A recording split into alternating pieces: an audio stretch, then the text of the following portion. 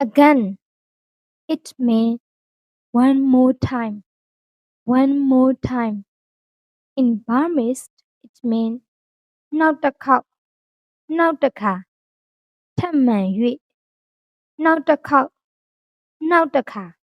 ထပ်မံ၍ In Karen, it means ကတော့အတော်တဘလကတော့အတော်တဘလ For example, we can say like this. I didn't hear what you said. Would you say it again? I didn't hear what you said. Would you say it again? သင်ပြောတာကိုကျွန်ုပ်မကြားလိုက်၍နောက်တစ်ခေါက်ထပ်ပြောပါလားသင်ပြောတာကိုကျွန်ုပ်မကြားလိုက်၍နောက်တစ်ခေါက်ထပ်ပြောပါလားယတနာဟုဒါလမင်းနတဲတာမနူးလေဟိုနတဲဂီကတော့ဘောတဘလကတိယာယတနာဟုဒါလမင်းနတဲတာမနူးလေဟိုနတဲဂီကတော့အသောတဘလကတိယာ